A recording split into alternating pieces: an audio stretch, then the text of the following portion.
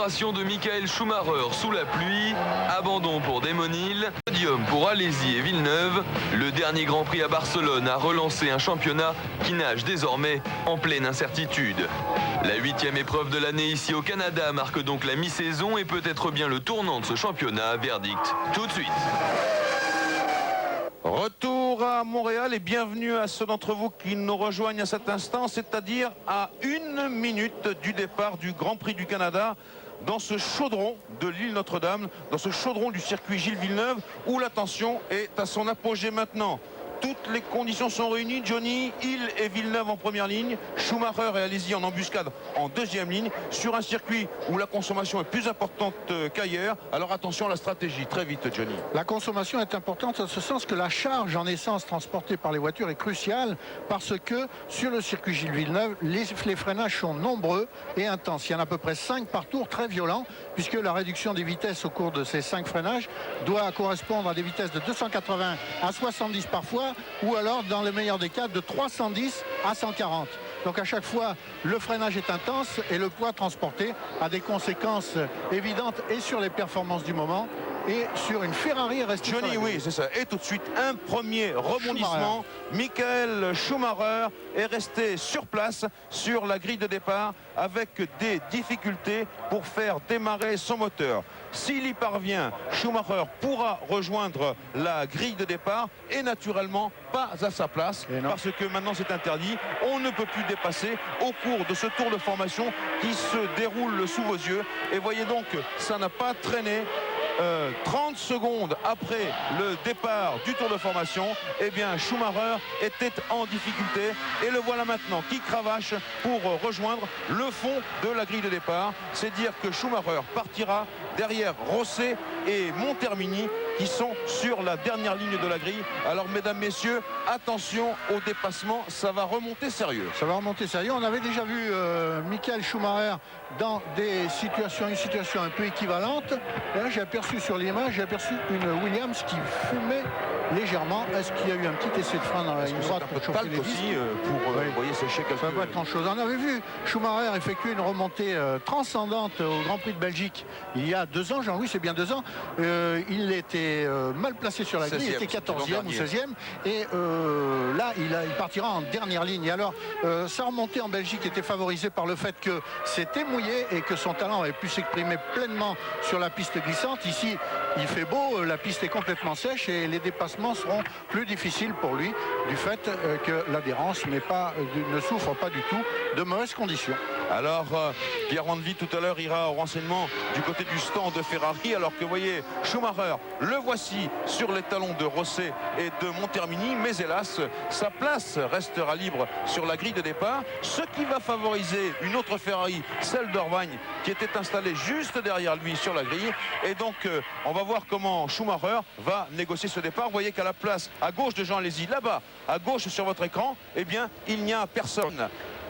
Attention à la procédure, tous ces feux rouges vont s'allumer, il va falloir décompter les secondes et quand les feux rouges s'éteignent, eh bien les voitures sont aux ordres du starter et c'est le signal du départ.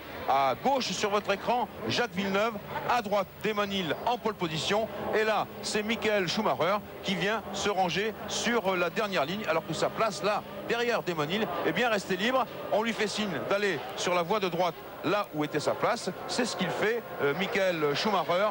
Et on attend le signal du départ.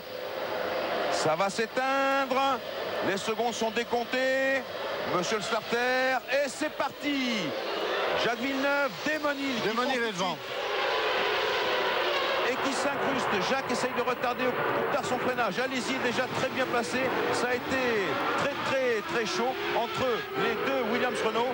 La fin du peloton bien sûr avec ce Schumacher qu'on surveille et qui a déjà gagné 2 places dans le simple fait d'accélérer avec les deux Williams donc et sur leur talon la Benetton Renault de Jean Alesi. L'ordre de la grille est parfaitement respecté en ce qui concerne les premiers puisque donc on trouve Damon Hill, Villeneuve, Schumacher n'est plus là On sait pourquoi. Allez-y. Et Eddie Irvine. Et là, Demonil met le paquet au cours du premier tour. Il a déjà creusé un léger écart sur Villeneuve après 2 virages. Avec un très beau départ également des Jordan Peugeot. Quelques places gagnées. Schumacher, lui aussi, continue d'en gagner. Attention là, c'est peut-être un petit peu trop chaud.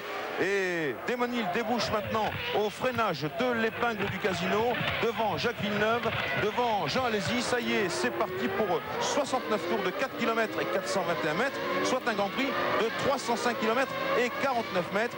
Demonil tout de suite avec plusieurs longueurs d'avance dans cette ligne droite qui déboule à plus de 300 km/h sur la chicane de l'entrée des stands. Et c'est à l'issue de cette chicane, eh bien, on vous donnera le classement complet du premier tour. Voilà, il a négocié ça, Demonil, Jacques Villeneuve, Alesi et puis Irvine. Et ils sont tous passés tranquillement. On va tout de suite mesurer la place de Schumacher. Hill, Villeneuve, Alesi, Irvine 4, Hakkinen 5, Berger 6, Brundle 7, Frenzen 8, Barrichello 9, Coulthard 10, Verstappen 11, Herbert 12, Panis 13, Salo 14, Diniz 15, Fisichella 16, Schumacher 17, Badoer 18, 19 Rosset, 20 Katayama. Et voici Schumacher en bagarre avec les Minardi. Il a passé le Minardi. Et le voici maintenant au cœur du peloton. Et plus il avancera, plus il va progresser dans ce peloton, plus les dépassements seront difficiles à effectuer parce qu'il aura affaire, évidemment, au fur et à mesure, avec des pilotes plus agressifs et des voitures plus performantes en remontant tout au long de ce peloton. Maintenant, son prochain objectif est de dépasser la Ligier Honda de Diniz. Et voici que Irvine s'arrête, j'ai l'impression. Oui, Irvine c'est la Ferrari numéro 2. bah Eh bien, alors, ça part mal pour la Scuderia Ferrari, là, pour l'instant, avec un moteur, je crois, qui est en train de fumer. Les écarts, il est Villeneuve, 2 secondes.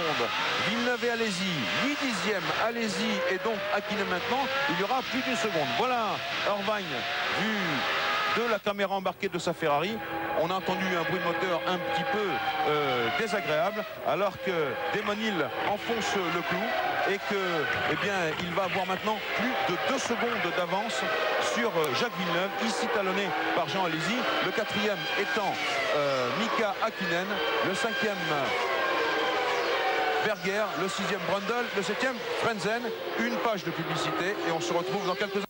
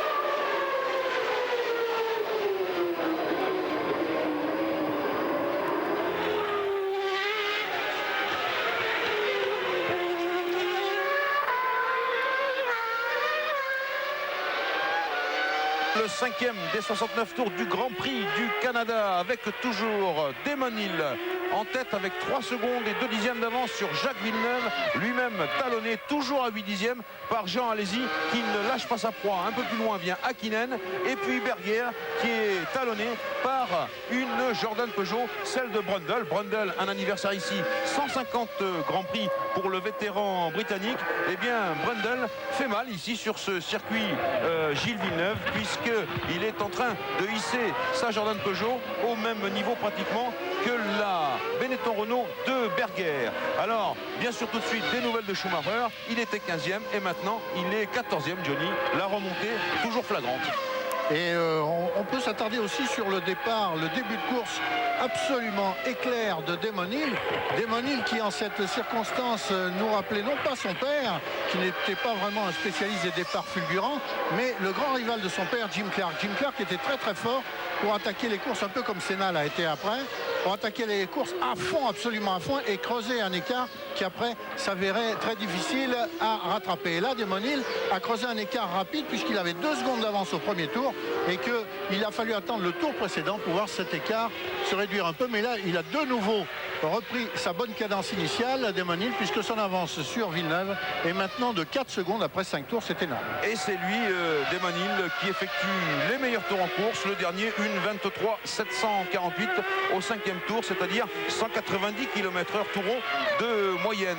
Et on peut remarquer également que Alesi est toujours bien placé derrière Villeneuve, alors que là, c'est le groupe de chasse constitué de Berger, Hakkinen, Brundle et Barrichello qui est revenu, lui, au contact de Brundle. Son équipier, Frentzen et Coulthard, ne sont pas loin derrière. Le voici, ce groupe de chasse. Il est flamboyant, ça bastonne fort sur la piste de Montréal.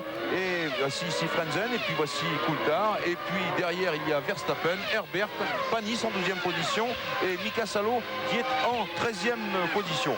On attaque maintenant les grands espaces, c'est-à-dire les lignes droites, là où les dépassements sont possibles. Vous voyez que c'est Brundle qui se porte à la hauteur et qui passe. Et bien décidément, elles ont des bottes de 7 lieues. C'est Jordan Peugeot. Voilà, Brundle est passé au bout de la longue ligne droite. Il a débordé tout simplement Hakkinen. Il est maintenant 5e. Le moteur Peugeot donne tout ce qu'il peut. Belle course donc, et on va voir si Brundle est capable de revenir au contact de la Benetton Renault là-bas qui est devant, qui est celle de Berger. Et Barrichello va certainement essayer de faire la même pression, de placer la même pression sur Coulthard. Barrichello, que l'on a vu précédemment dépasser Frentzen ici à l'image, non sans difficulté. D'ailleurs, il l'a dépassé au freinage de l'épingle du Casino. Il a fait un énorme travers. Barrichello, il s'est bien récupéré. Il a fini par repasser Frentzen, qu'il était repassé devant à l'occasion de ce petit incident. Et on voit des Jordan Peugeot extrêmement saignantes. Cependant que, en tête de la course, les 3 monoplaces à moteur Renault qui occupent les 3 premières places, les 2 Williams de Hill, Villeneuve et la Benetton Jean Alesi, ont creusé l'écart. Et maintenant, elles sont 4 Renault en tête, puisque Berger a dépassé Hakkinen.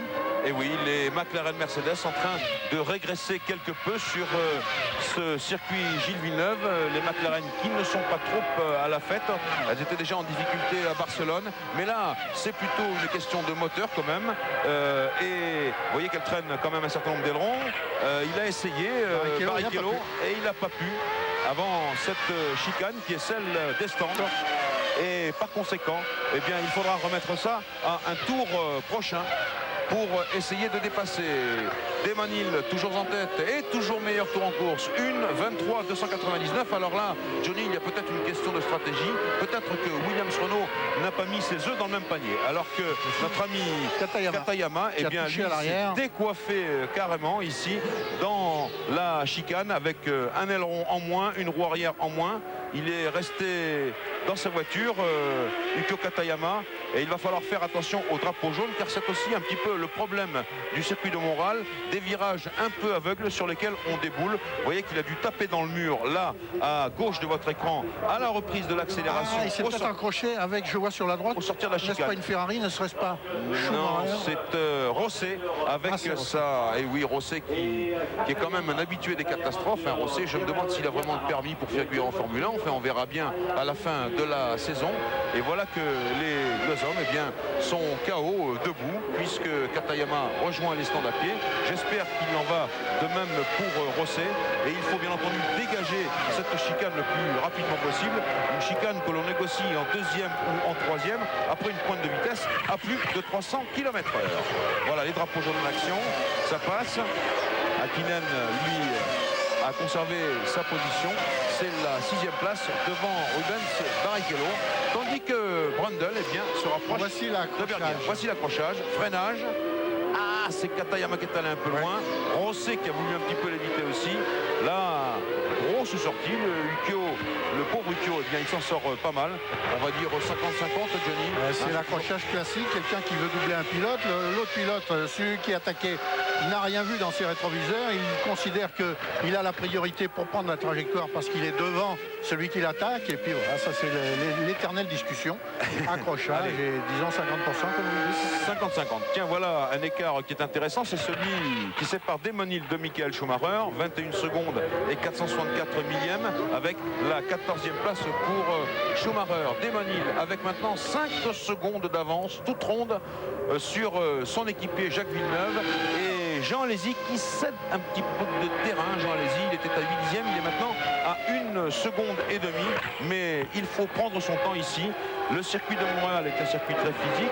C'est également un circuit qui demande beaucoup aux machines, notamment dans les transmissions. Et bien sûr, attention au poids d'essence, attention à la consommation de carburant. Jean-Louis, un petit mot chez Ferrari pour vous dire que Schumacher, effectivement, c'était un problème d'embrayage. Vous l'avez vu au moment du tour de formation. Eddie Irvine a abandonné également avec un problème à l'avant gauche de sa monoplace, un problème de suspension ou de frein. C'est pas très clair. Bien, merci pour ces informations, Pierre Van Vliet, c'est important, mais ça nous met la Scuderia Ferrari dans le 36e dessous. Et on voit que Schumacher maintenant a plus de difficultés à remonter puisqu'il est calé à la 14e place derrière Mika Salo. Il va lui falloir retrousser les manches sérieusement, Schumacher, pour arriver dans les points. Mais bien sûr, ne jamais oublier la stratégie des ravitaillements. Peut-être 1, peut-être 2, peut-être 3. On verra cela au moment où la première vague de ravitaillement se déroulera, alors qu'il reste 60 tours de course, ce que nous dit le réalisateur de la télévision canadienne. Tout de suite, un point top tour.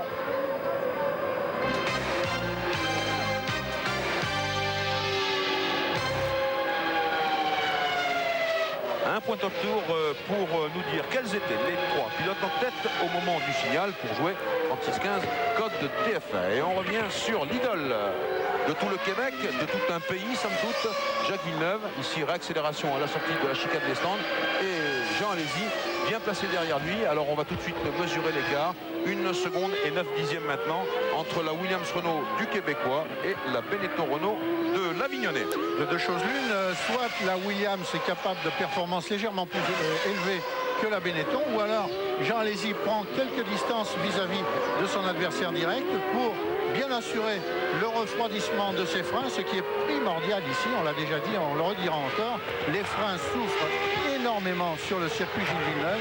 Il y a 5 ralentissements très violents par tour et il s'agit de ménager ses freins. On a accompli 10 tours, il en reste encore 59. Le plus gros reste à faire, le plus difficile. Oui, bien sûr que le plus gros reste à faire.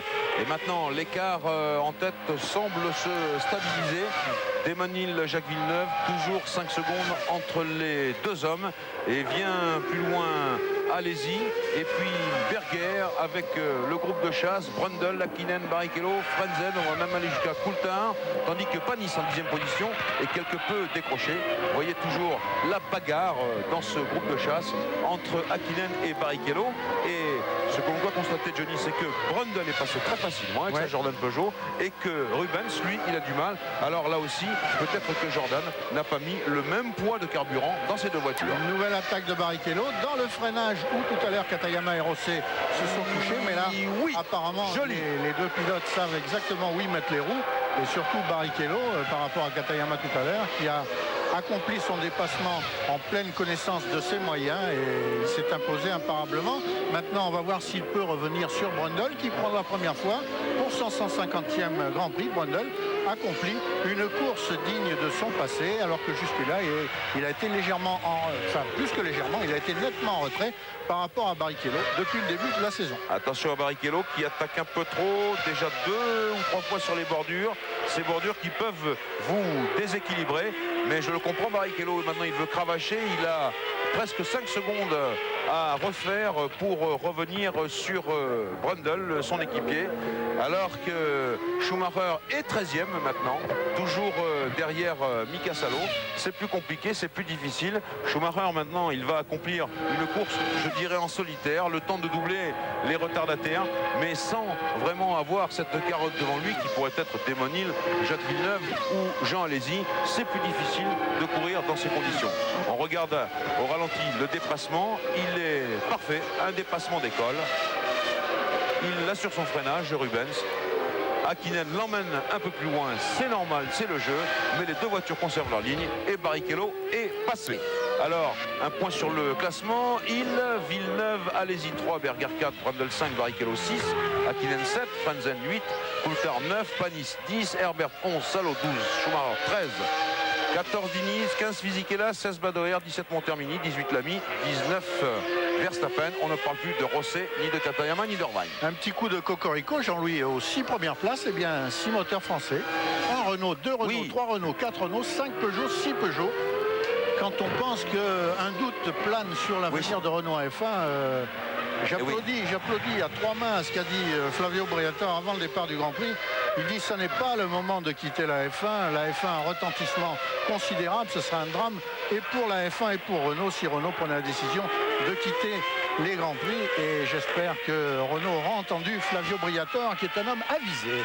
Renault et nous l'espérons le président Chouetière qui est l'un de nos téléspectateurs assidus sur les Grands Prix de Formule 1. Schumacher maintenant, dont on compare les temps avec Damon Hill ici, puisque Damon Hill est toujours titulaire du meilleur tour en course, une 23 255 à 191 km/h de moyenne, et cela c'était au 11e tour.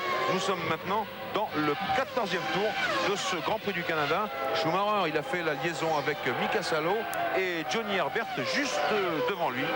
Il se penche pour donner un peu plus de respiration à son moteur Ferrari. Position maintenant traditionnelle dans le cockpit de ces superbes voitures rouges qui ont joué de malchance, il faut bien le dire, puisque Pierre Van Vliet nous l'a dit tout à l'heure, Schumacher a eu un problème de démarrage de moteur et puis Eddie Irvine a eu, lui, des ennuis de suspension qui l'ont contraint à l'abandon. Des réglages différents d'une voiture à l'autre aussi, Jean-Louis. Vous avez remarqué tout à l'heure que les Jordan Peugeot étaient très rapides en ligne droite. Yves Gédiès nous a remarqué sur la grille de départ que les réglages d'appui aérodynamique sont différents entre les 2 Williams Renault également, avec davantage d'ailerons braqués sur la voiture de Hill et moins sur celle de Villeneuve. Alors cela veut peut-être dire qu'il y aura des stratégies différentes là aussi. Le pit lane de Montréal est relativement rapide, facile, donc les arrêts au stand multiples ne sont pas trop pénalisants et il n'est pas impossible qu'on ait des stratégies différentes avec 2 arrêts pour l'un, 3 arrêts pour l'autre par exemple. Et ça c'est intéressant Pierre, puisque Damon Hill, comme vous dites, qui a un peu plus d'appui, est peut-être un peu plus à l'aise. En tout cas, nouveau meilleur tour en course pour Damon, le leader du championnat du monde. Une 22 948 et maintenant une 22 903. On approche des 192 km/h de moyenne. Vous voyez que Damon prend son avantage, tire la quintessence de sa voiture. C'est normal, surtout s'il doit observer une stratégie réellement différente. Alors que nous étions à bord de la voiture de Panis. Et puis maintenant, nous sommes avec Frentzen et puis Coulthard et donc Panis, dont on a vu la caméra embarquée placée dans le nez de cette Ligier Honda. Victorieuse à Monaco, je vous le rappelle, c'était important. Damon Hill, meilleur tour en course, une 22 903, on l'avait dit. Et c'est donc maintenant un écart de 7 secondes toute ronde qui sépare Damon Hill de Jacques Villeneuve. Un écart qui va peut-être compter. Vous avez ici le nez de la Ligier à droite, en train de suivre la McLaren et puis bien entendu la Sauber Motorford. donc Desmonil qui va profiter de cet écart au moment où il faudra ravitailler. C'est très important. Schumacher toujours en 13e position. Il est maintenant au centre du peloton, Michael. Toujours avec Mika Salo en objectif. Il n'en est pas loin, hein. Il en est à moins de 3 dixièmes. Schumacher, il va sans doute déborder bientôt cette Tyrrell à moteur Yamaha, la seule qui reste en course, puisque vous le savez, Katayama et Rosset se sont accrochés au freinage de la chicane de l'entrée des stands. Un beau groupe là. Très belle bagarre pour la 8e place. Frentzen maintient la pression de Coulthard et de Panis. Panis qui n'a pas pris un excellent départ. Il était 12e en début de course, mais maintenant son rythme est bien constant. Il est 10e, Olivier Panis. Et devant Frentzen à 2 secondes, peut-être 3, 1 seconde 3 même. Non, 3 secondes 7. 3 secondes 7 devant Frentzen, c'est-à-dire pas loin, on l'a aperçu sur l'image précédente, Hakkinen, que Frentzen s'efforce de rejoindre. Et s'il parvient, eh bien, il s'agira là du premier groupe de chasse derrière les intouchables moteurs français en l'absence des Ferrari. Une constatation néanmoins, les McLaren Mercedes ne sont pas à la fête. En tout cas, pas comme Desmonil ici à l'image, le leader de ce Grand Prix du Canada. Les McLaren Mercedes ne sont pas à la fête, disais-je. Alain Prost a pris l'avion hier soir pour rentrer en France, après avoir laissé moult recommandations. Mais c'est difficile cette progression de l'équipe, l'une des équipes phares de la Formule 1, cette progression vers le haut du classement, après avoir tenu le haut du pavé pendant des années, de 84 avec Lauda, 85 et 86 Prost, et puis ensuite Prost et Senna. Eh bien, c'est difficile. Elle est en train de manger son pain noir, cette écurie McLaren, avec beaucoup de difficultés. Attention, une nouvelle importante, Villeneuve. Jacques Villeneuve, meilleur tour en course, 1:22.857, 192 km/h maintenant, ça va de plus en plus vite. Villeneuve donc meilleur tour en course, et aussitôt d'ailleurs, il se rapproche un petit peu de Desmonil. Il était à 7 secondes, il est à 6 secondes et demie pratiquement maintenant. Voilà, c'est écrit sur votre écran, meilleur tour pour Villeneuve. Et là, c'est Jean Alesi qui continue lui aussi de cravacher, mais est un petit peu distancé. Voilà, à propos duquel, Jean Alesi, on a maintenant la réponse à la question qu'on se posait tout à l'heure. Laissait-il un léger écart avec Villeneuve pour, voici un premier arrêt au stand, c'est Montermini. Montermini qui a des problèmes. Est-ce que Alesi laissait un léger écart avec Villeneuve pour refroidir, ménager un bon refroidissement à ses freins, ou est-ce qu'il ne pouvait pas suivre? Eh bien, on a la réponse.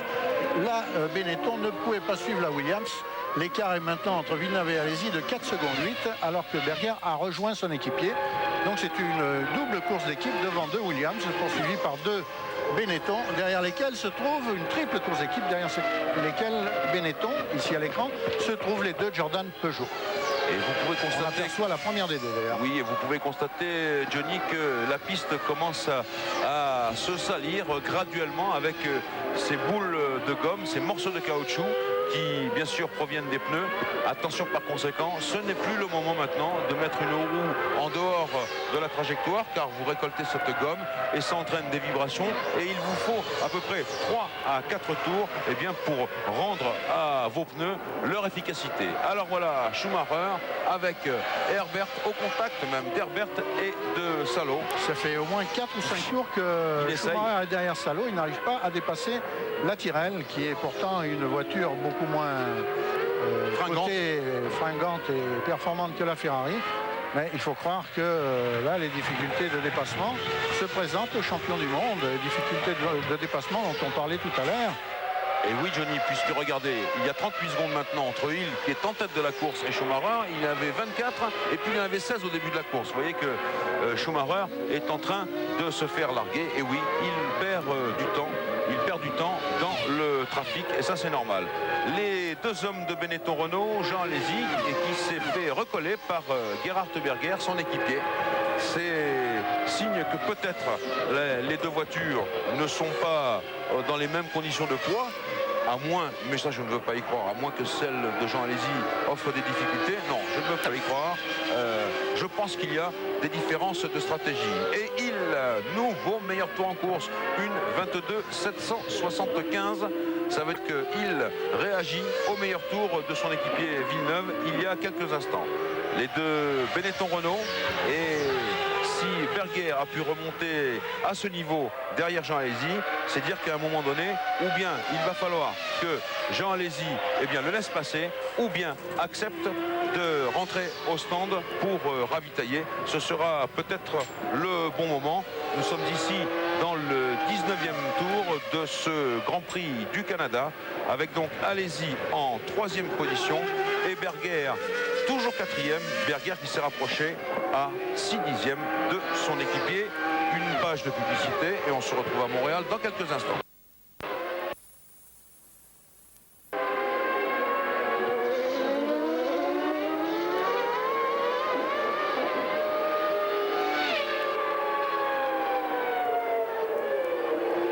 Canada et bientôt les premiers ravitaillements, n'est-ce pas Pierre Van Vliet? Absolument, il y a déjà Giancarlo Fisichella qui vient de ravitailler chez Minardi.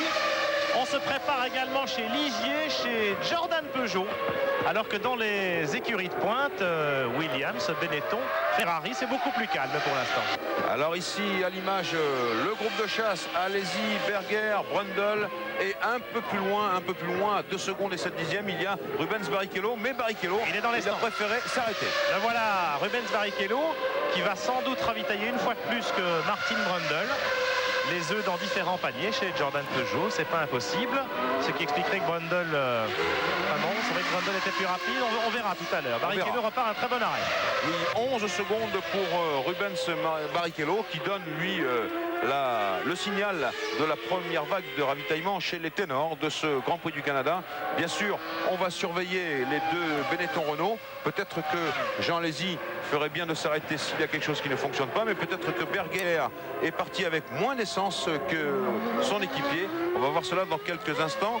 La distance entre Alesi et Berger, vous la voyez, elle est de 6/10, alors que pour les hommes de tête, il a 9 secondes et 4/10 d'avance sur son coéquipier Jacques Villeneuve. J'ai l'impression que c'est Alesi qui a des problèmes par rapport à Berger, et que Berger n'en a pas lui, mais qui n'est pas aussi rapide que les Williams, Berger, mais Alesi perd quand même beaucoup de temps par rapport aux Williams. Son rythme est de 2 secondes inférieur à celui de Damon Hill en tête. C'est beaucoup. Peut-être a-t-il des problèmes avec ses freins, comme c'était le cas aux essais. Et c'est les ennuis d'Alesi qui ont profité à Brundle, qui est maintenant dans le sillage des deux Benetton. J'y pensais, les ennuis de frein toujours extrêmement importants ici, les freins. Nos amis de Carbon Industries ont mis les plus gros disques qu'ils avaient. Carbon Industries, qui est la maison française qui fournit tous les disques de frein aux écuries. Ils ont mis des 28 mm d'épaisseur pour les disques de carbone. Vous imaginez, presque 3 cm d'épaisseur de disque. C'est énorme, mais il faut ça pour tenir le coup. Et on a vu d'ailleurs apparaître sur toutes ces voitures d'énormes écopes de refroidissement pour les freins. Mais peut-être que Jean Alesi est en difficulté avec cela. Brundle, oui, la seconde. Jordan Peugeot. Jordan Peugeot, c'est donc une stratégie identique pour les deux pilotes Jordan.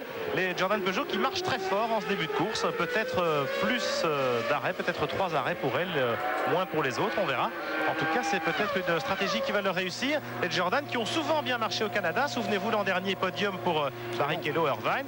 Et c'est même ici qu'ils avaient marqué leur premier point chez Jordan. Ah, c'est Barrichello qui s'est arrêté une autre fois avec 16, 17, 18, 19, 20 secondes et des problèmes avec un embrayage un peu défaillant. Mais non, c'est Barrichello qui s'est arrêté une deuxième fois. Et bien, décidément, c'est... dommage, il a changé de volant, Rubens Barrichello. Je vois d'ici, de notre cabine de commentaires, un mécanicien avec un volant. Peut-être des ennuis de transmission, des ennuis électroniques. Vous savez que sur le volant, il y a les 2 pédales qui servent à monter les vitesses et puis également à les descendre. À propos de Jean Alesi, qu'on n'a pas actuellement à l'écran, mais dont je donne des petites nouvelles quand même, il semble avoir retrouvé un rythme un peu plus normal. Tout à l'heure, il tournait en 1,24,5, 1,24,6. Maintenant, il vient d'être chronométré en 1,23,7, c'est-à-dire exactement dans le même temps que Damon Hill, l'homme de tête. Termini, que l'on a vu tout à l'heure à l'extérieur de la piste, qui est revenu, mais pas pour aller très loin. Montermini qui tout à l'heure a effectué une sortie dans la terre parce que tout simplement il avait Villeneuve en grand dans ses rétroviseurs, dans les rétroviseurs de la Forti, et qui ne savait pas où se mettre, Montermini, et il est sorti de la piste. Et oui, c'est ça le drame d'être un retardataire, d'être en queue de peloton dans la Formule 1. Ici, le leader Damon Hill qui conduit ça marche inexorable, toujours en tête avec 9 secondes et 1/10 d'avance maintenant sur son équipier Jacques Villeneuve. Alors Johnny, on en revient à Jean Alesi, peut-être que le fait d'avoir un petit peu ralenti a redonné du souffle à ses freins. Ça accrédite peut-être cette thèse. Vous savez, ça se passe à peu de choses. Je me rappelle un Grand Prix d'Alain Prost sur Ferrari où le Grand Prix a commencé sous la pluie et puis la piste avait séché. Les mécaniciens d'Alain avaient oublié de retirer les petits scotch sur les... Alors que Barrichello est en difficulté, oui, ça va être fini pour lui. Ils avaient oublié de retirer les petits scotch sur les écopes de frein et Alain avait dû lâcher prise et il était arrivé avec des disques de frein cassés. Pour vous dire que ici c'est très très tangent. Alors on se fait du souci pour Rubens Barrichello alors que... Problème d'embrayage pour Barrichello. Et oui, Pierre, alors que vous avez Panis en ravitaillement. Panis, les mécaniciens s'affairent autour de la Ligier, Honda, 10 secondes toutes rondes. 10 secondes toutes rondes pour Panis. Et voilà Barrichello qui revient au stand de Jordan Peugeot. Quel dommage. Il dépasse ses mécaniciens et c'est probablement fini d'ailleurs pour Rubens. En réalité, il dégage. Une panne d'embrayage comme à Barcelone il y a 2 semaines. Et il est en train... Mais plutôt dans la course. Oui, il est en train de sortir de son cockpit, Rubens, et on l'abandonne. Et on l'abandonne parce que bien, le stand Jordan Peugeot attend tout simplement Brundle qui va ravitailler à son tour. Ça c'est formidable. On le voit. Barrichello est en train de pousser lui-même sa voiture comme un solitaire pour laisser son équipier, pour laisser la place à son équipier de ravitailler. C'est un très beau geste. Tout de suite, un petit point top tour.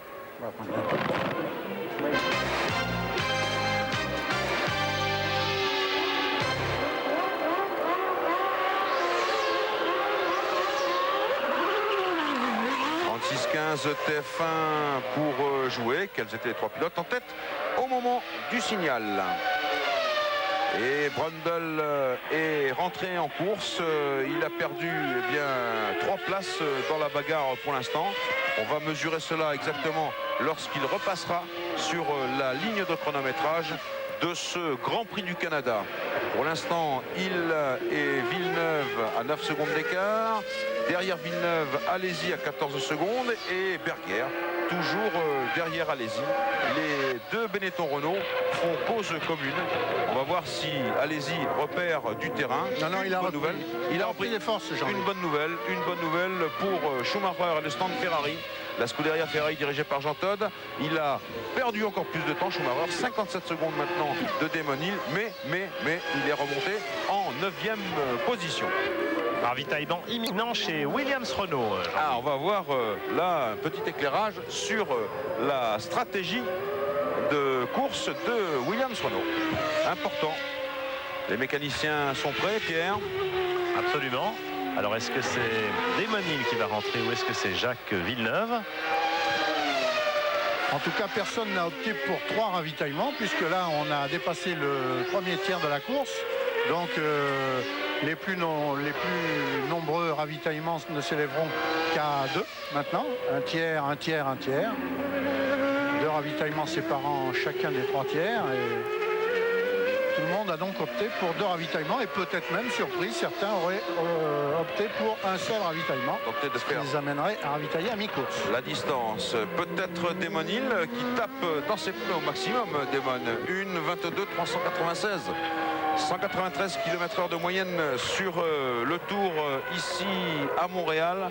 Et l'écart qui s'affiche entre le leader, le voici, de l'écurie Williams Renault, le leader du championnat du monde, et puis son équipier Jacques Villeneuve, le Canadien, que ici 95 000 spectateurs aimeraient bien voir triompher. Et on sait qu'en course automobile, rien n'est fixé tant que le drapeau damier n'est pas tombé. Par conséquent, tout peut encore arriver et Jacques Villeneuve peut tout espérer. Damon Hill, lui, il doit tenir le coup. Damon Hill, il a effectué un faux pas à Barcelone, il le sait. S'il veut reprendre la maîtrise, le contrôle des opérations au championnat du monde, il se doit de triompher ici, Johnny. En tout cas, les Williams dominent de sacrément haut ce Grand Prix du Canada puisque le rythme de Hill et Villeneuve en tête de la course est d'une seconde supérieur d'une seconde, plus rapide d'une seconde à celui des Benetton qui sont leurs plus proches concurrentes de Williams. Alors maintenant, reste à savoir si c'est Damon ou si c'est Jacques qui sera le premier des deux Williams à rentrer à son stand. Étant donné le rythme adopté par Damon Hill, on peut penser que c'est lui qui est parti avec la plus faible charge d'essence.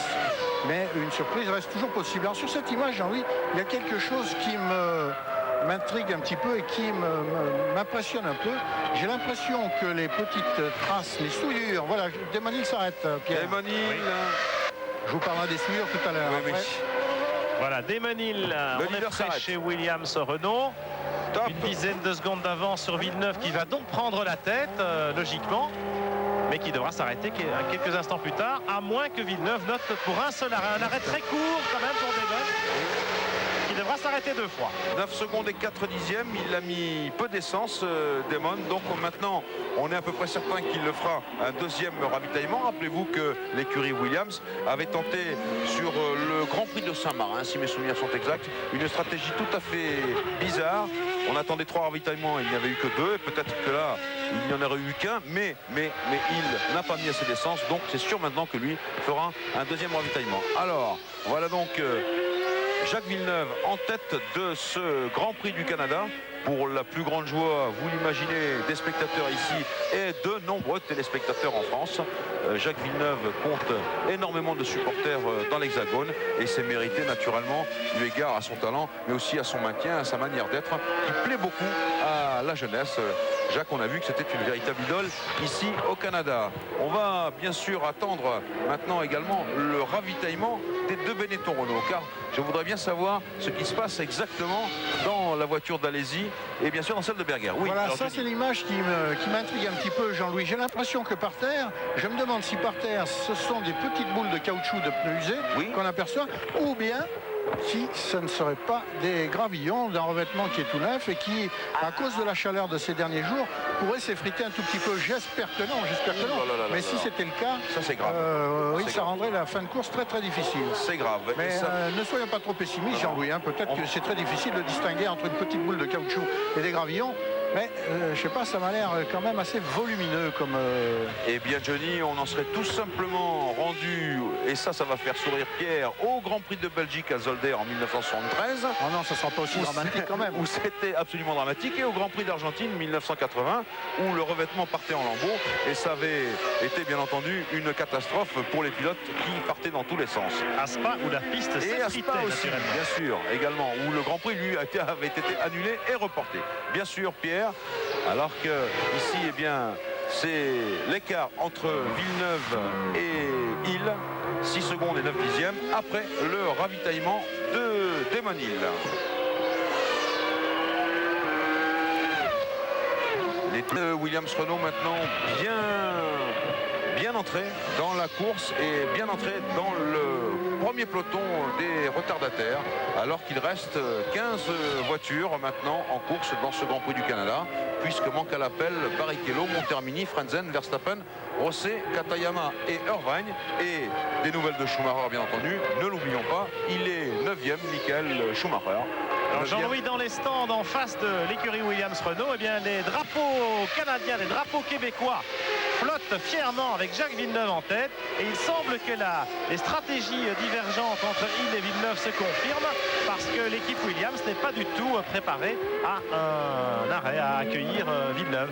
Donc Villeneuve ne s'arrêterait qu'une seule fois, Hill 2 fois, et cela rend évidemment pas mal de piment dans ce Grand Prix du Canada. Ah ça, vous l'avez dit Pierre, si tel était le cas, ça nous donnerait une fin de course absolument extraordinaire entre ces deux hommes qui, rappelons-le, sont des équipiers, ne s'apprécient pas outre mesure, il faut bien dire les choses comme elles sont. Ils déjeunent, ils dînent chacun de leur côté, ils ont chacun leurs petites habitudes.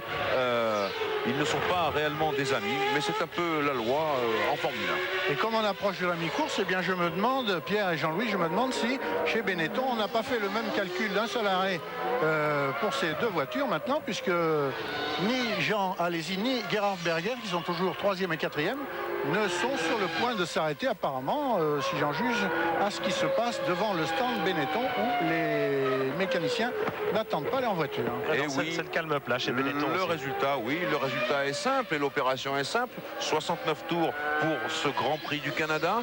Nous sommes dans le 31e tour de course. Maintenant, le 32e attaqué sous vos yeux ici par Villeneuve. Et par conséquent, on va approcher très rapidement de la mi-course. Et probablement, Johnny, vous avez raison, un seul ravitaillement pour Villeneuve, un pour Alesi, un pour Berger et deux pour Hill. Hill qui profite de la situation. Nouveau meilleur tour en course, une 21-266 et on va bientôt approcher les 194 km/h de moyenne sur un tour ici à Montréal. Tiens, voilà Schumacher 9e. Qui est en difficulté Schumacher parce que tout à l'heure il avait légèrement distancé Diniz, Pedro Diniz dont on aperçoit la Ligier derrière la Ferrari et qui maintenant vient d'effectuer un tour assez lent. Schumacher vient de tourner en 1.26, ce qui comparé au 1.22-266 de Damon Hill à la chasse en deuxième position laisse penser qu'il y a quelque chose d'anormal à bord de la Ferrari. Et d'ailleurs, le fait que Diniz, absolument inexpérimenté, qui, je crois, ne prétend pas avoir le talent de Schumacher, le fait que Diniz réussisse à suivre la Ferrari de l'Allemand, eh bien, prouve bien que celui-ci est aux prises avec des difficultés à bord de sa machine. Et oui, il faut à la fois vérifier le comportement des freins, toujours extrêmement important. On vous l'a dit, 5 ralentissements ici majeurs. Et puis peu de temps pour que les freins puissent refroidir, c'est-à-dire les disques et les plaquettes. Et ça vous met à mal, cela, les meilleures installations. Le leader de la course, toujours Jacques Villeneuve, à bord de sa Williams-Renault avec 7 secondes et 1 dixième d'avance sur Damon Hill et 16 secondes sur Alesi et sur Berger, toujours roue dans roue. Nous sommes maintenant, alors que Hill a battu une nouvelle fois le record du tour. Il s'agit bien du record puisque le circuit de Montréal est un nouveau circuit depuis la jonction de cette nouvelle ligne droite qui fait, je vous le rappelle, 1200 mètres pratiquement. Et pour vous donner un ordre d'idée, rappelez-vous que Barcelone, eh bien à Barcelone, la ligne droite fait 1047 mètres. Vous voyez, ici c'est encore plus long et c'est la raison pour laquelle on a des dépassements à plus de 308, 310 km/h pendant ce Grand Prix.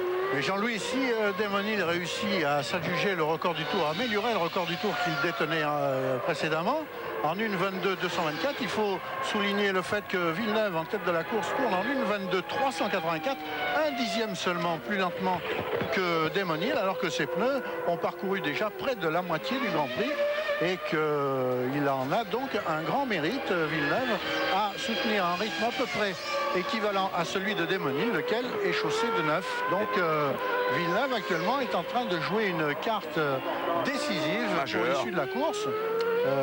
Il se maintient hors de portée de Damon Hill, qui le repassera vraisemblablement, Damon Hill, au moment de son ravitaillement, le premier de Villeneuve, mais Damon Hill qui devra en effectuer un autre, et ce qui le placera de nouveau en fin de course sous la menace directe de Villeneuve. Et Johnny, il faut dire que l'air ambiant est assez frais ici à Montréal, 21 degrés, c'est pas si étouffant qu'on croit. En revanche, la piste est à 31 degrés, ça c'est plus difficile pour les pneus, mais l'humidité est à 28%, alors que ce matin elle était à 60%. Vous voyez que de ce côté-là, eh bien, tout va à peu près bien. Voilà peut-être pourquoi eh bien, Villeneuve continue de tirer sur ses pneus absolument sans complexe.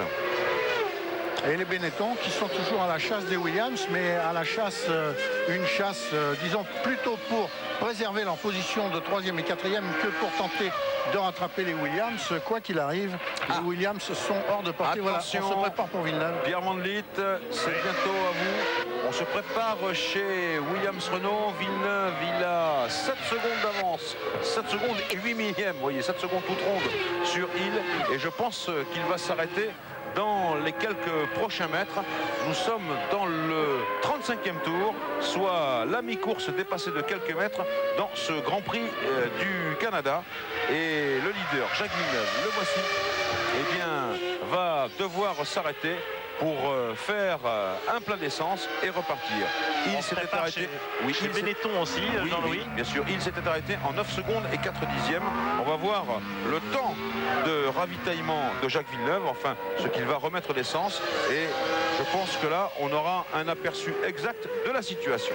Ils sont très peu nombreux à s'être déjà arrêtés. Donc la stratégie des 2 arrêts concerne seulement Hill, évidemment, pas Nice avec Lanigier qu'on a vu tout à l'heure, ainsi que Brundle, la Jordan Peugeot, tout à fait. Mais maintenant c'est chez Williams, chez Benetton, ça va un petit peu se bousculer, mais heureusement le pipeline de Montréal est très large et le pilote ne devrait pas être trop pénalisé. Villeneuve qui s'approche maintenant de l'entrée des stands de Jacques Villeneuve. Le dernier freinage et non, il braque, il repart pour un tour de plus. On entend le moteur V10 Renault. Villeneuve qui a 6 secondes et 9 dixièmes d'avance sur Damon Hill. Allez-y, 3e, Berger 4e, Damon Hill, nouveau meilleur tour en course, 1:22.110 et voilà Berger au stand. Berger et Alesi qui sont en bagarre pour la 3e place, on le sait. Pierre, tout de suite, une pause de publicité et on se retrouve après avec les magnétoscopes.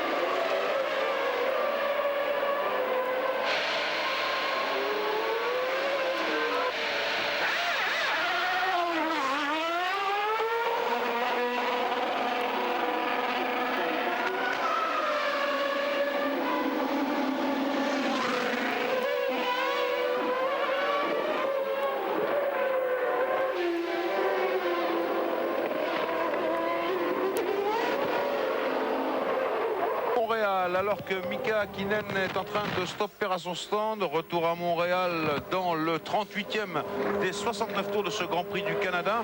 Et pour ceux qui n'étaient pas là au début de ce Grand Prix, eh bien il s'est passé pas mal de choses, Johnny. Il s'est passé surtout deux événements essentiels. Un départ absolument canon de Damon Hill, une mise en train très rapide de l'Anglais qui a d'entrée, dès le premier tour, creusé un écart instantané sur son équipier Villeneuve. Les deux Williams s'étaient emparés du commandement. Alors tout de suite, voici. Je vous interromps, oui. Le tête à queue de Hakkinen. C'était chaud, il a failli toucher. Juste devant Coulthard. En même temps, c'était à l'épingle du casino. On continue, Johnny. Donc, Damon Hill s'était emparé de la tête et avait creusé un écart rapide sur Villeneuve et les deux Benetton qui suivaient Villeneuve. Et on a compris pourquoi. Par la suite, c'est parce que sa voiture était partie plus légère en essence. Et l'autre événement qui avait marqué le début du Grand Prix, c'était les ennuis qui avaient accablé les deux Ferrari. Schumacher, en difficulté d'embrayage, était parti en dernière ligne, c'est-à-dire sans aucun espoir de revenir sur les hommes de tête, tandis que l'autre Ferrari, celle de l'Irlandais Eddie Irvine, a été arrêté par des ennuis de train avant dès le deuxième tour. Et Schumacher, il remonte, il est en 7e position derrière ces garçons qui sont affichés sur votre écran. Schumacher, il remonte tout doucement, mais sûrement. Alors, vous l'avez dit, Johnny, eh bien, Damon Hill a foncé en tête. Jacques Villeneuve, derrière lui, n'a pas temporisé, bien entendu, mais il était moins rapide. Il était même talonné par Jean Alesi, Jacques Villeneuve. Eh bien, on a su pourquoi, vous l'avez dit également, moins d'essence dans la voiture de Damon Hill. Et donc, Jacques Villeneuve, eh bien, il s'est arrêté pour ravitailler. Dominique Guimont, s'il vous plaît, envoyez-nous ces images des ravitaillements. Voilà, Villeneuve qui rentre au stand de Williams-Renault. Et regardez bien le décompte. 5, 6, 7, 8, 9, 10, 11. 11 secondes et 5 dixièmes, ça veut dire que Jacques Villeneuve a refait un plein complet et Jean Alesi, juste derrière lui, a fait la même chose. Jean Alesi, son ravitaillement, il va se clore à 12 secondes toute ronde et il redémarre. Jean Alesi, lui aussi, comme Berger précédemment, eh bien, ils sont repartis avec le plein complet et ils ne s'arrêteront plus. Donc, ça veut dire qu'on va avoir au carrefour de ce Grand Prix du Canada, où loin s'en faut, la course n'est pas jouée. On va avoir Damon Hill qui va devoir s'arrêter une deuxième fois, Johnny, et là on verra l'écart qu'il aura maintenu devant Villeneuve et on verra l'affrontement des deux Williams-Renault. Damon Hill qui va s'arrêter une deuxième fois, peut-être, à moins que la stratégie de son équipe ait été de découper la course en deux moitiés, une petite, puisqu'il a fait 28 tours, il a quand même sensiblement dépassé le tiers de la distance, à moins que son équipe donc ait fait la surprise à l'intérieur de l'équipe Williams, ait fait la surprise à l'autre demi-équipe Williams de faire semblant d'opter pour deux ravitaillements et puis qu'il n'en fasse qu'un seul. C'est pas impossible. Et oui, on va voir. Alors, là, pour l'instant, le seul qui n'est pas encore ravitaillé parmi les hommes de devant, c'est David Coulthard qui est Regardez cela. Eh oui, Schumacher qui s'est fait déboîter par une Légion d'Un. Vous parliez de difficultés tout à l'heure pour de Panis, vous parliez de difficultés tout à l'heure pour la Ferrari. Eh bien, je veux le croire. Non pas que Panis ne soit pas capable de rivaliser avec Schumacher, pas du tout, mais il y a quand même une différence entre les deux voitures, il faut bien le dire. Enfin, des garçons qui ont dépassé Schumacher au freinage, il n'y en a pas beaucoup dans le plateau. Et je pense que Panis, quand il se souviendra de ce petit moment de cette lutte, de ce duel avec Schumacher, eh bien, son cœur battra de plaisir. Alors, Mika Salo avec sans doute un ennui de moteur. Mika Salo, le pauvre, lui, il aura mangé son pain noir jusqu'au bout. 3 pannes de transmission, un moteur cassé. Si on voit peut-être le fameux dépassement dont il y avait Coulthard. Hakkinen, caméra embarquée. Et il repart. Oui, alors, on a vu Salo abandonner, probablement un moteur cassé. Et le pauvre, je disais, il aura mangé son pain noir jusqu'au bout. Tout de suite, un jeu top tour.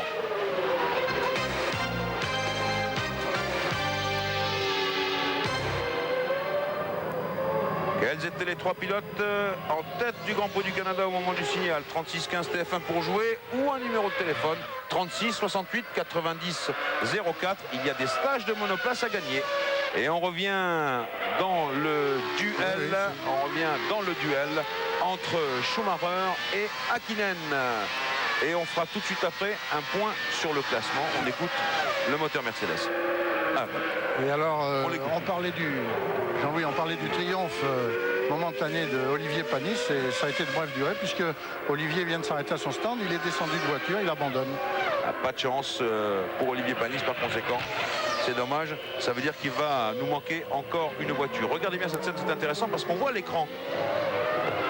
Ça c'est Coulthard qui repart. Quand ils sont à l'épingle, les pilotes constatent ce qui se passe peut-être en tête de la course ou dans les stands grâce à l'écran géant qui sert aux téléspectateurs, Johnny.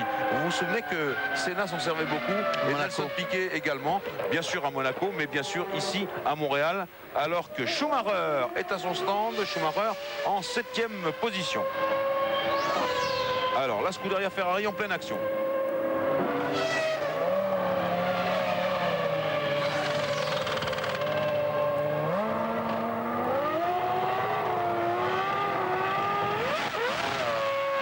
Seconde 4, un plein complet pour le champion du monde.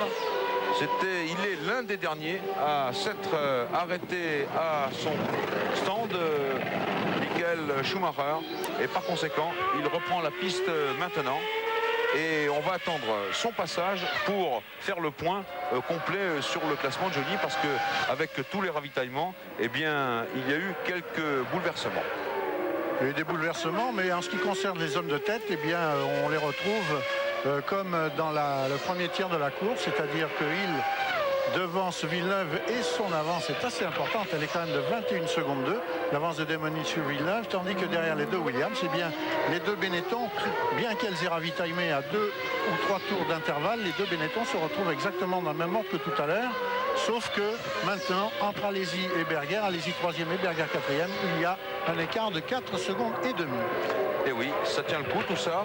Et ça nous donne toujours 4 moteurs Renault en tête de la course, un moteur Peugeot en 5e position et 2 Mercedes en 6e. Aïe, aïe, aïe, aïe. Monsieur Berger, où êtes-vous? Gerhard Berger, j'espère qu'il ne l'a pas calé. Est-ce qu'il maintient son moteur, Gerhard? Est-ce qu'il le peut ou pas? Il regarde l'arrivée. On ne peut pas l'entendre tourner d'ici. Commissaire qui se précipite. Enjamber le rail.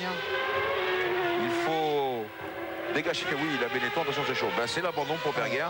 Il a calé dans son tête à queue et exit la Benetton Renault qui va être grutée et dégagé Manu Militari de ce circuit de Montréal. Schumacher, je rêve ou il est au ralenti? Ouais. Et je crains que ça soit la difficile. Alors attention, un ralenti. Il a perdu quelque chose. Qu'est-ce qu'il a perdu, Schumacher? Qu'est-ce que c'est que ça? Un bout d'aileron, un bout de la queue du démarreur? J'ai pas bien compris ce qui s'était passé, mais en tout cas c'est grave parce que la Ferrari revient au petit pas vers le stand de Ferrari et c'est un nouveau rebondissement, image absolument sensationnelle de la Benetton dans les airs, grutée avec les autres Formule 1 qui passent dessous.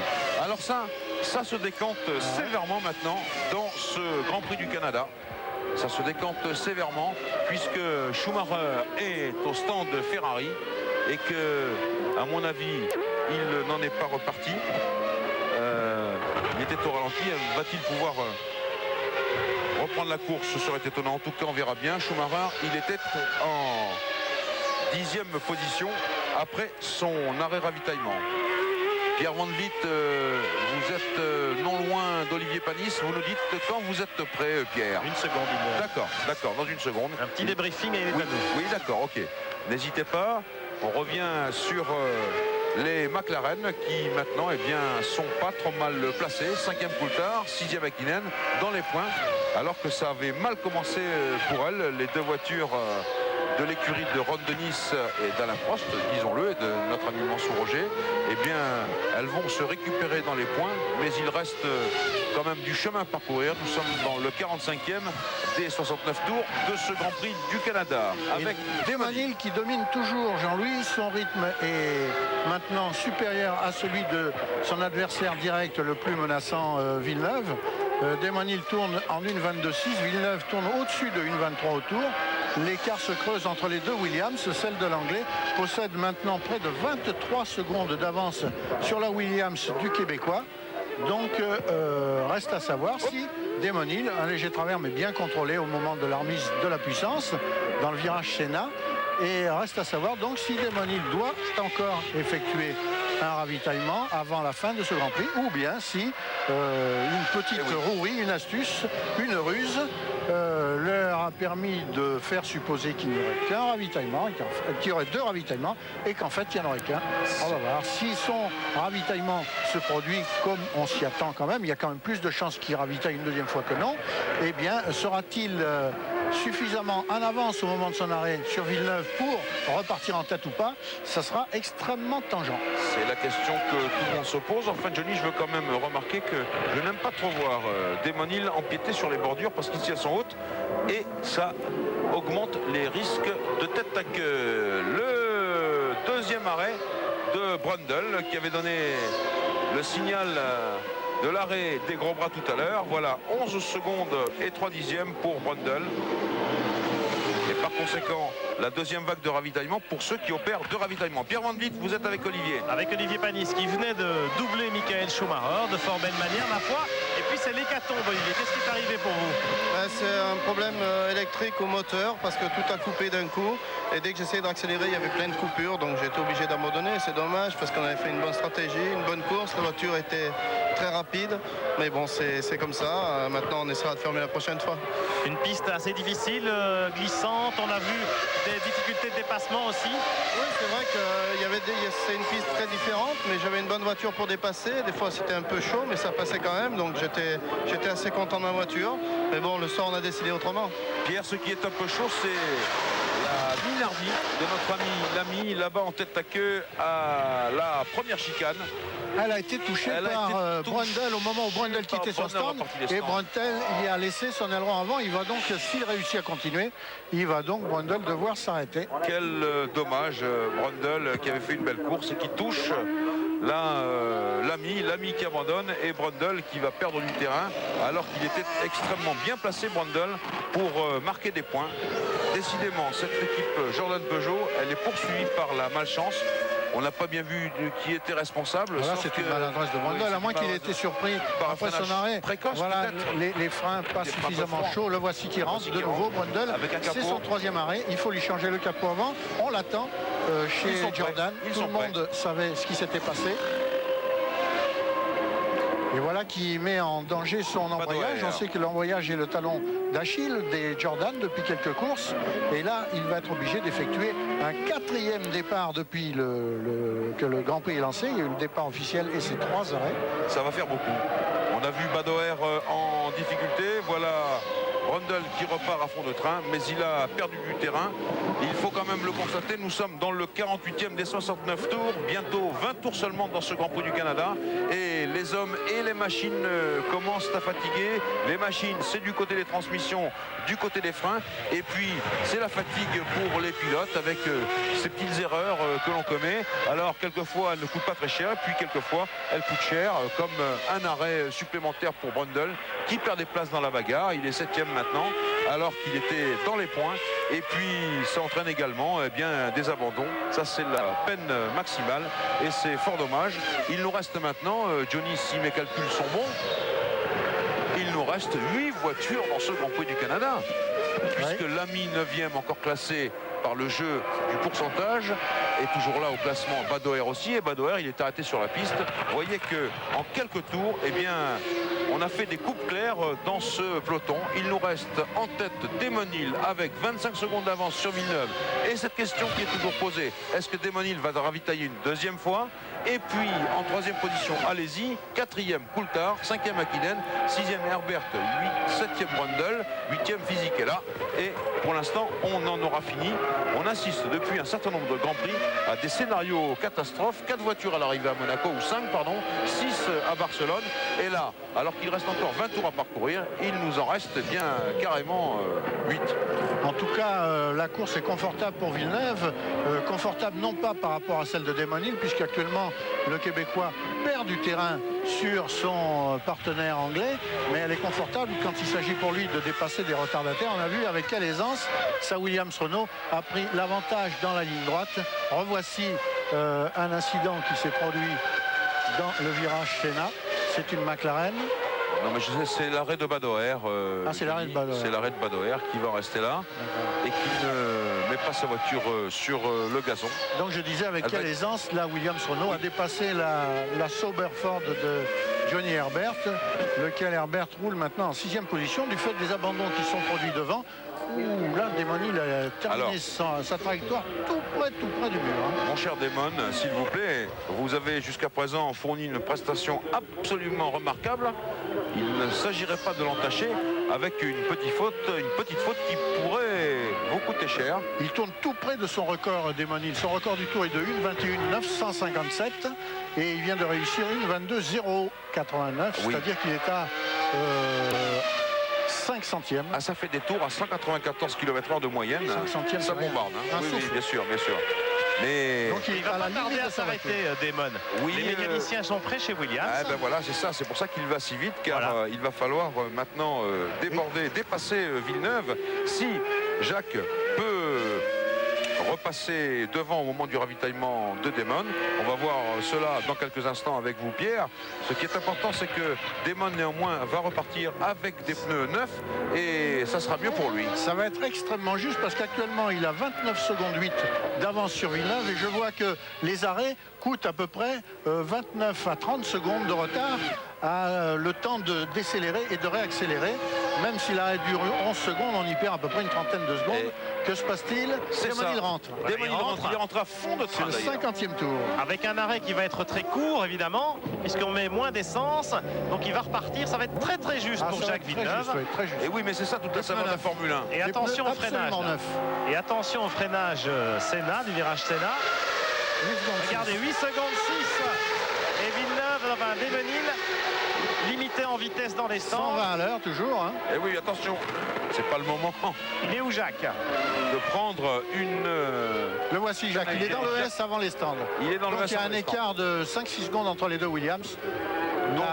La stratégie de Damon Hill semble avoir été payante. On va voir maintenant. Il faut qu'il se remette en route dans le rythme avec des pneus absolument neufs, Damon Hill. Donc il faut qu'il les rôde un peu. Il faut qu'il ne se laisse pas surprendre par l'état glacé un petit peu de ces gommes toutes neuves. Il y avait encore les étiquettes collées sur les pneus, donc ils n'étaient même pas rodés ces pneus.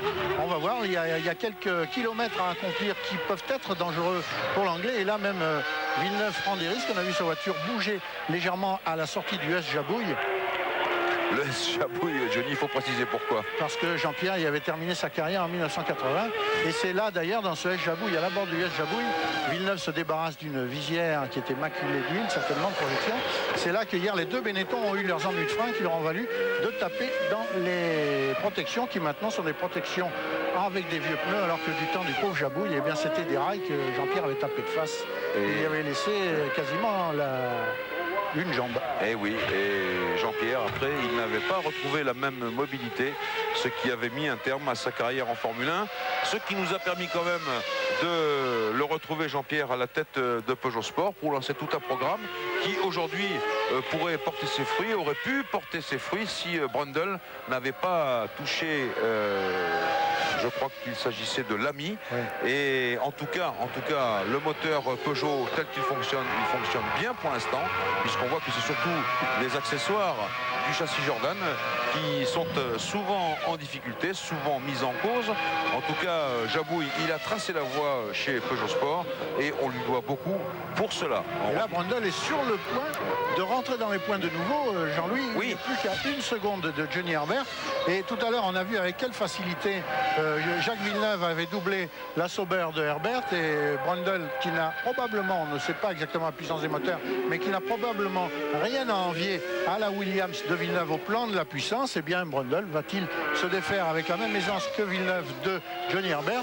Eh bien, on l'espère pour l'équipe Jordan et pour Peugeot, qui avait fait un beau début de course et dont on voudrait quand même que ce début de course soit récompensé par le petit point que la 6e place offrirait à Brundle s'il parvenait à dépasser Herbert. Oui, ce que je voulais rajouter, Johnny, c'est que quand même au niveau de la puissance des moteurs, eh bien Montréal, c'est un test imparable, un petit peu comme Imola, un petit peu comme l'ancien Imola d'ailleurs, en puissance, en souplesse d'utilisation. Une page de publicité et on se retrouve pour...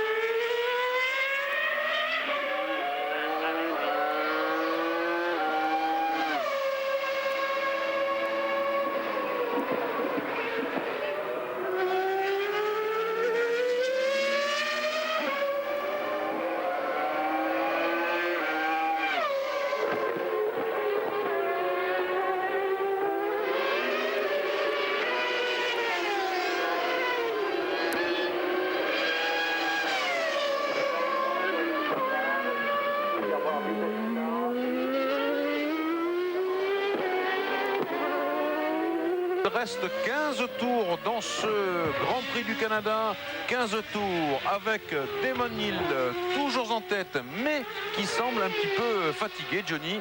On le voit un petit peu monter sur les bordures. En deuxième position, Jacques Villeneuve à 10 secondes de son leader. Jacques Villeneuve, vous l'avez ici en gros plan, tout au moins son volant. Et en troisième position, il y a toujours Jean Alesi. Devant, loin devant, les deux McLaren Mercedes de Coulthard et Hakkinen.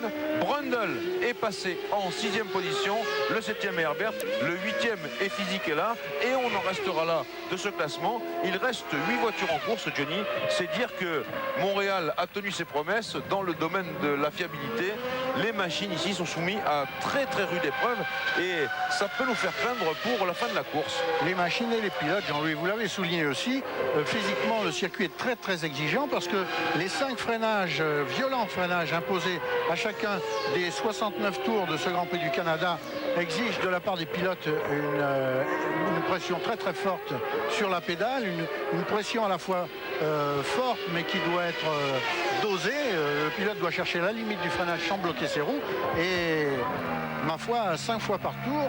Souvent on a vu des pilotes ici terminer aux prises avec de très violentes crampes. Bon, maintenant ils sont bien installés dans les voitures, mais même à une époque où ils étaient bien installés, les crampes pouvaient se produire, la circulation du sang s'interrompre dans les jambes du fait des harnais de sécurité qui coincent les cuisses du pilote en cas d'accident et pour que le pilote soit complètement attaché à son habitacle. Et il peut y avoir en fin de course des fléchissements d'ordre physique et on va voir si Damon Hill, qui actuellement perd du temps sur Villeneuve, doit cette perte de temps à des retardataires rattrapés qu'il a eu des difficultés à dépasser, ou bien si c'est la fatigue qui le gêne. Maintenant, tout à l'heure, l'écart entre Hill et Villeneuve était de 11 secondes et il est descendu à 9 secondes 4 alors qu'il reste 14 tours à accomplir. Et oui, il rejoint maintenant le sillage des 2 McLaren Mercedes, celle de Coulthard et d'Hakkinen. Et ce que vous pouvez voir sur les gros plans de nos amis de la télévision canadienne, eh bien, c'est que il a la tête qui remue un petit peu.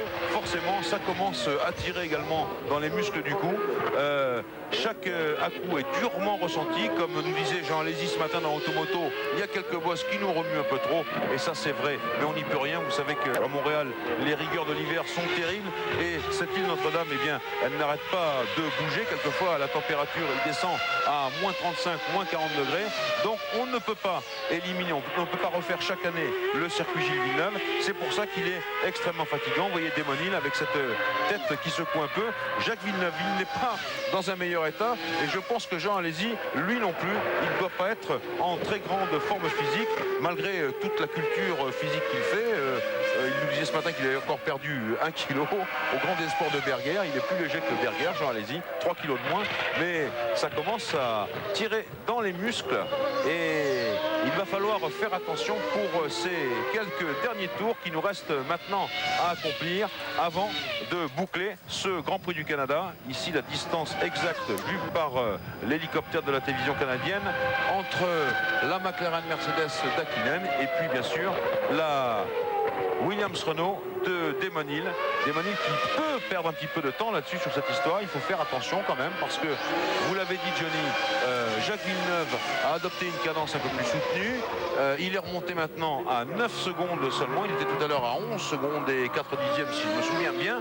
Et par conséquent, il va falloir que Damon Hill se débarrasse au plus vite de Mika Hakkinen avant de rejoindre Coulthard, si toutefois la distance du Grand Prix le lui permet. Vous voyez, on voit cet écart baisser entre Hill et Villeneuve, les 2 leaders inexorables, inéluctables je dois dire, de ce Grand Prix du Canada depuis le départ de la course.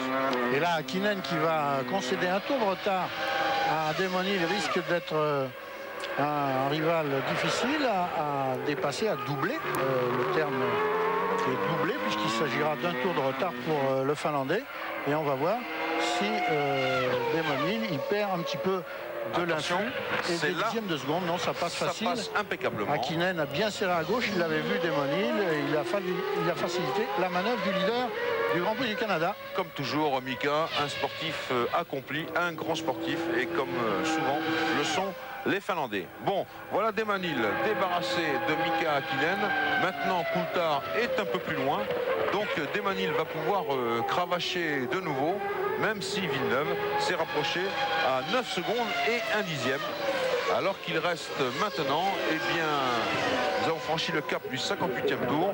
59 tours maintenant, soit 10 tours dans ce Grand Prix du Canada.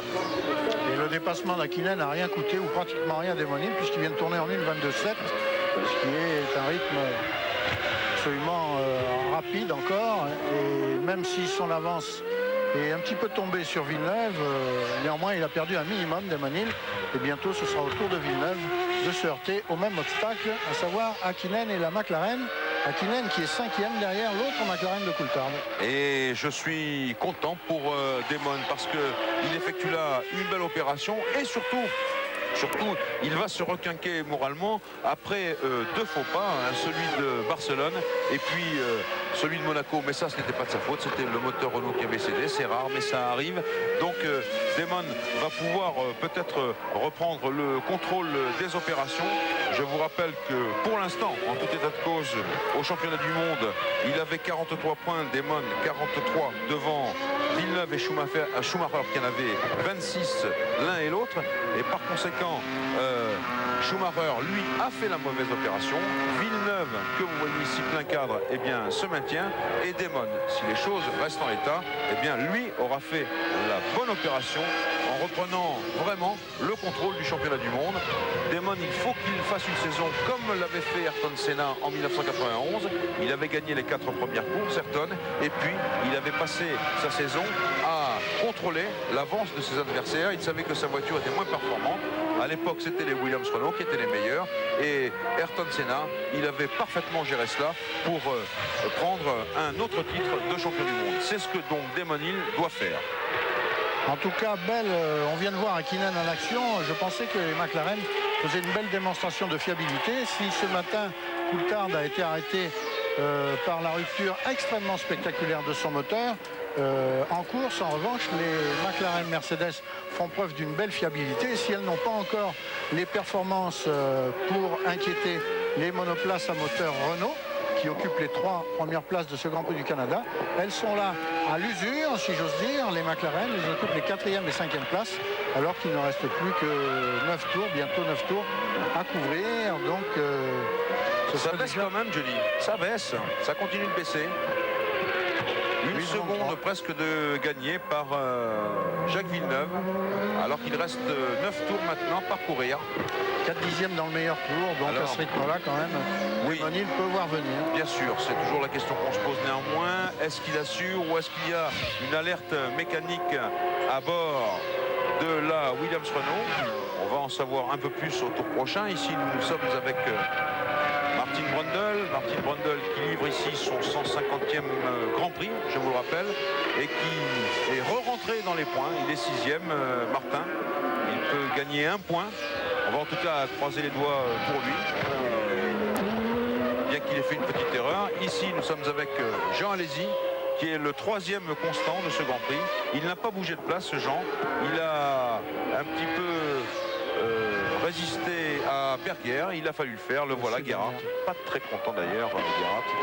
Il en a assez, nous disait-il, l'Autrichien, de voir les courses dérouler sans jamais l'ombre d'une victoire se profiler, mais tel est le cas.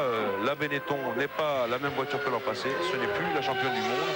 On peut même dire que pour l'instant, la Ferrari et surtout la Williams Renault lui sont supérieures. Cette Benetton, toujours un petit peu instable, toujours un petit peu nerveuse, difficile à conduire. Il faut tenir le coup, il faut attendre le prochain train de réforme. Il va y en avoir encore un pour Silverstone sans doute, avec, on l'espère, de meilleures chances de qualification pour Alesi et pour Berger. Et si certains critiquent un petit peu le début de saison de Jean Alesi en regard de performance, on attendait plus brillante du fait qu'il soit dans l'équipe championne du monde, mais comme vous l'avez dit, il ne s'agit plus de la voiture championne du monde, mais d'une nouvelle monoplace, d'une nouvelle Benetton qui n'a pas encore atteint un niveau de performance égal à celui des Williams. C'est bien Berger, lui, dans cette équipe Benetton, il a fait une saison, un début de saison, une première moitié de saison catastrophique, puisque après donc 8 Grands Prix sur les 16 de ce championnat 96, le pauvre Gerhard Berger ne compte que 7 points au championnat du monde. Ça fait bien longtemps qu'un tel début de saison ne lui était pas arrivé. Peut-être même cela ne lui était-il jamais arrivé, même à l'époque où chez Arrows il avait une voiture de milieu de... Damon Hill toujours en tête ici avec maintenant 8 secondes et 1 dixième d'avance sur Jacques Villeneuve. Ça, c'était l'écart sur le 2e intermédiaire. Damon Hill, le voici, Jacques Villeneuve, le voilà. Les 2 Williams Renault comme à la parade qui ont fait une démonstration ici vraiment formidable. de stratégie, de maintien. Les pilotes pour l'instant n'ont pas commis d'erreur. Ça se déroule comme ça peigne dans l'huile, comme on dirait dans le jargon de la Formule 1. Et on va assister à un triomphe Williams. Les deux voitures sont parties de la première ligne de la grille de départ. Et c'est la démonstration presque parfaite. Et puis pour l'instant, eh bien, Damon Hill est toujours possesseur du meilleur tour en course. Il y a fort peu de chances donc qu'il soit battu. Et ce sera par conséquent le complet ici à Montréal pour l'écurie de Frank Williams et pour nos amis de Renault Sport. L'écart reste constant en tout cas entre les deux Williams de tête. 8 secondes 1 au 60e tour. On en est au 62e tour, toujours 8 secondes 1. Donc avec 8 tours encore à parcourir, on peut penser que sauf incident, et là Villeneuve dépasse Hakkinen avec plus de désinvolture encore que tout à l'heure on a pu le faire Damon Hill. Oui, et justement à cet endroit, on va le voir au tour suivant, cet endroit qui est extrêmement pointu car il y a une sorte de bosse, une sorte de saignée dans ce circuit de Montréal. À l'instant pile où on pose le pied sur le frein, ce qui peut vous envoyer en tête la queue. Oui, les drapeaux s'agitent et oui, Villeneuve, il a passé Hakkinen, ce qui peut vous envoyer dans le rail en moins de temps qu'il ne faut pour le dire. Je vais vous montrer cet endroit-là et c'est l'une des grosses difficultés de ce circuit Gilles Villeneuve ici. Coulthard en sait quelque chose puisque au tout début du Grand Prix de l'année dernière, il avait été surpris par cette dénivellation. Ce devait être le deuxième tour et il était sorti de la route sous les moustaches des deux Ferrari de Berger et d'Alesi, et Alesi avait profité du relatif désarroi que cette sortie de route de Coulthard avait dû provoquer chez Berger pour passer son propre équipier dans cette zone extrêmement périlleuse et difficile. Oui, c'est agréable de voir des dépassements. Alain Prost le dit souvent, c'est dommage qu'en Formule 1, quand on a des problèmes pour dépasser, on passe par les stands. Et bien ici à Montréal, c'est un peu l'inverse. Là voilà, elle est là, la bosse, toc. Là, au moment où vous devez freiner et où vous arrivez, je vous le rappelle, en 6e à simplement 275 km/h. Donc, vous voyez qu'il faut être particulièrement vigilant. L'épingle ici, on négocie en première ou en deuxième selon les rapports de boîte de vitesse et selon les voitures bien sûr. Et là maintenant, ça réaccélère à fond en 6e pour taper les 305-308 km/h avant un freinage extrêmement violent, le plus gros des freinages ici. Et cette chicane qui passe en deuxième ou en troisième, réaccélération à fond pour repasser la 6e pratiquement à la sortie des stands. À nouveau 275 km/h et un nouveau freinage. Et cette fois on est en deuxième.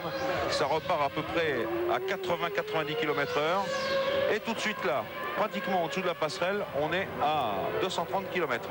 Voilà. Et Damon Hill ne mollit pas. Jean-Louis, il vient de tourner en 1:21.997, soit à 4 centièmes de seconde seulement de son record du tour. Et oui. Autant dire qu'il ne laisse aucun espoir à Villeneuve de la rattraper. Johnny, c'est bien parce que dans une course comme celle-là, où vous êtes seul en tête, il faut rester concentré jusqu'au bout pour pas ne commettre la moindre erreur. Vous vous rappelez de Mansell dans son dernier tour qui lève le bras pour saluer les spectateurs parce qu'il a gagné dans son dernier tour. Et là, eh bien, sa boîte de vitesse s'enraye, son moteur cale et c'est Piquet. C'est Nelson Piquet qui coiffe Mansell au poteau à quoi 500 mètres de la ligne d'arrivée. Alors, c'est-à-dire que sa boîte s'enraye du fait qu'il a levé le bras. Il n'a pas rétrogradé pour l'épingle du casino, qu'on appelle aujourd'hui épingle du casino, celle-là même qu'on a sous les yeux ici. Il est arrivé en 6e dans cette épingle. Le moteur était tellement bas en tour que le temps que Mansell reprenne son volant et change de vitesse, le moteur a calé. Il n'avait plus d'énergie pour animer la commande électronique de sa boîte de vitesse. Il est resté là comme un gros lourdeau. Et la victoire lui a échappé donc à 1 km de l'arrivée. C'est Piquet qui a gagné, Nelson Piquet. Eh oui. Donc tout ça pour vous dire qu'il ne faut absolument pas se déconcentrer sur un Grand Prix et que par conséquent, Damon Hill, le grand Damon Hill, eh bien, il a intérêt à mener sa fin de course tambour battant comme il est en train de le faire. 1:21.957. Le meilleur tour en course, le record du tour pour Damon Hill. Et son dernier tour, c'est 1:22.1. Il est, vous l'avez dit Johnny, à 2 dixièmes de son meilleur tour en course. Donc pas d'ennui de concentration du côté du cockpit de Damon. Nous sommes maintenant dans le 66e tour de course, 3 tours de l'arrivée. Par conséquent, Damon Hill a 3 tours du bonheur que représenterait pour ce garçon une 18e victoire en Grand Prix après en avoir gagné 4 déjà au cours de cette saison 96. Je vous rappelle que Damon, il a gagné à Melbourne, il a gagné à Interlagos, il a gagné à Buenos Aires, 3 victoires d'affilée. Au Nürburgring, il a effectué un départ calamiteux et il a terminé en 4e position après beaucoup d'ennuis. À Imola, il a à nouveau gagné. Et puis Monaco, abandon, casse moteur alors qu'il était en tête. Et puis Barcelone, et bien là, il s'est un peu marché sur les doigts de pied, Damon. Et après plusieurs têtes à queue, il y en a eu un qui a été fatal. Et il a terminé ainsi par une erreur ce Grand Prix d'Espagne dans des conditions que nous vous avons souvent montré sur les antennes de TF1. Mais là, pas question d'erreur pour Damon. Il reste 3 tours maintenant jusqu'à l'arrivée avec Jacques Villeneuve, décidément j'y tiens, à 8 secondes et 6 dixièmes de son équipier en tête. Et Jean Alesi, lui, qui assure sa 3e place sur le podium. Une 3e place qui peut le consoler du début de saison en retrait des Benetton, mais qui le décevra sans doute quand même, parce que Jean Alesi, il prend les départs des courses pour les gagner. Il n'a qu'une victoire à son palmarès. Il voudrait doubler et tripler ce capital, le quadrupler cette année. Il espérait faire ça chez Benetton. Il n'y est pas encore arrivé parce que les voitures ne sont plus à hauteur de ce qu'elles étaient l'année dernière. Et nul doute que cette 3e place qu'il tient avec 12 secondes d'avance sur Coulthard va le consoler un peu, mais le décevoir beaucoup.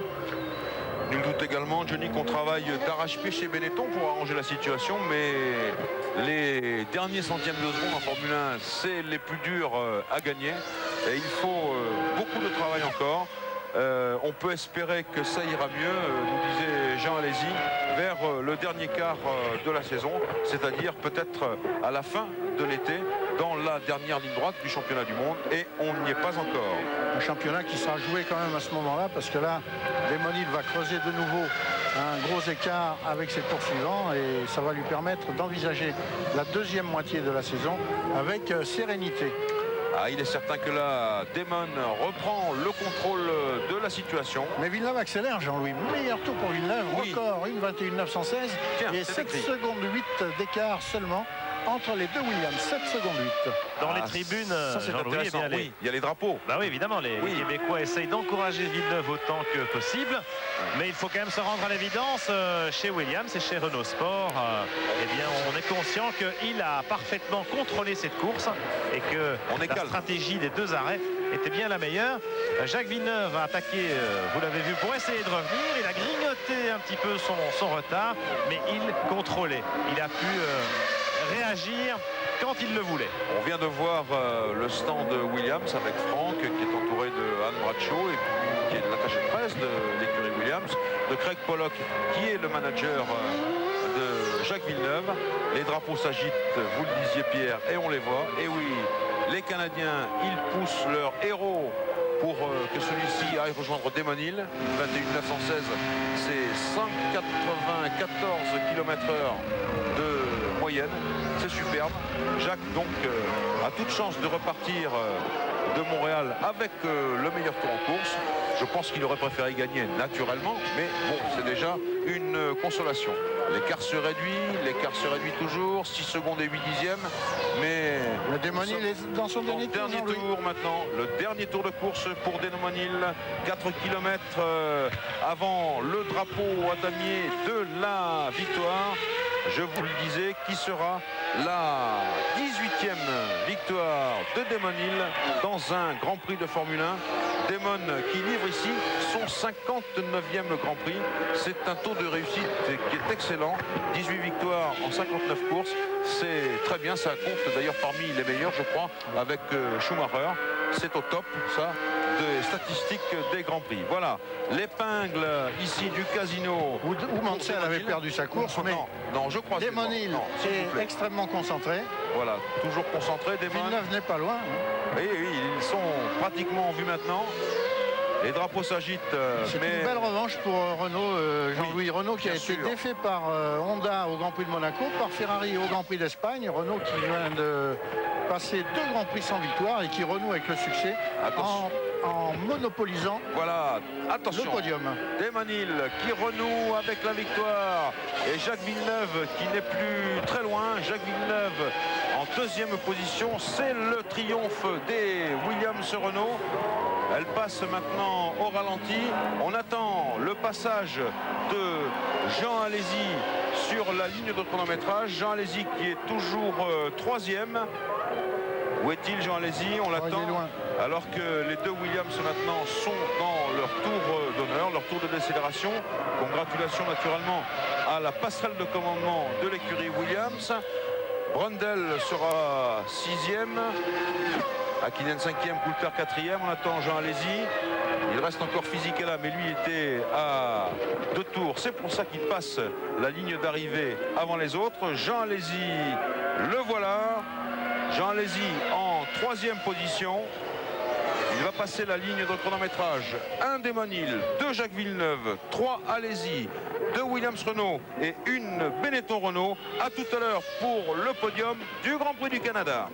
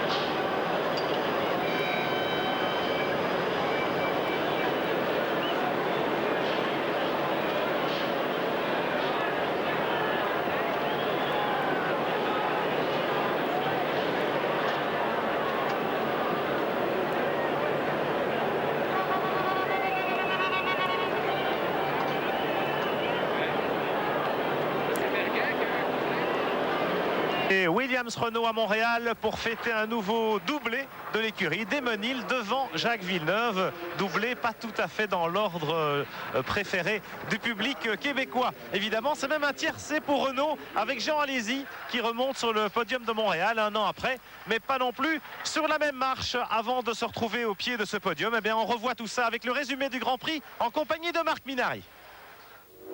Et oui Pierre, et un Grand Prix qui partait mal pour Michael Schumacher, bloqué au départ du tour de chauffe, problème d'embrayage, du coup il s'élancera derrière tout le monde. Et c'est le poleman Damon Hill qui va conserver l'avantage de sa position devant son coéquipier Jacques Villeneuve, 3e Alesi, 4 Irvine, 5 Hakkinen et 6 Gerhard Berger. Mais Irvine décidément n'ira pas bien loin. Deuxième tour, problème de suspension, c'est l'abandon de la Ferrari. 7e tour, Katayama et Rosset se voient d'un peu trop près. Et à la fin du 10e tour maintenant, Rubens Barrichello passe Hakkinen pour la 6e place. Il y a à ce moment-là 6 moteurs français en tête. Mais Rubens connaîtra des soucis par la suite et il abandonnera au 24e tour. Fin du 27e passage. Damon Hill, confortable leader, s'arrête au stand. Premier arrêt, 9 secondes 4. Villeneuve prend la tête du Grand Prix. Et pendant ce temps-là, Schumacher poursuit sa remontée. Il navigue alors à la 9e place à l'issue du 35e tour. Après Berger, retour au puits du héros local, 11 secondes 5. Il, bien sûr, reprend le commandement.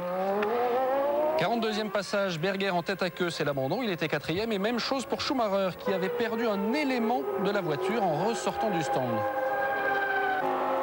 Stratégie différente oblige, 49e tour, il observe son 2e arrêt. Il ressort des stands en conservant la tête de l'épreuve. Et donc, sous les yeux de Frank Williams, ces deux pilotes signent le 3e doublé de l'écurie cette saison. C'est la 18e victoire de Damon Hill, l'Anglais qui fait la bonne opération aujourd'hui. Et c'est aussi un triplé Renault. Jacques Villeneuve est 2e chez lui à Montréal, avec en prime le meilleur tour, une 21,916. 3e, Jean Alesi. Tout de suite, on retrouve Jean-Louis Moncet et le podium à Montréal. Oui, et l'hymne national britannique pour la victoire de Damon Hill et de Williams Renault.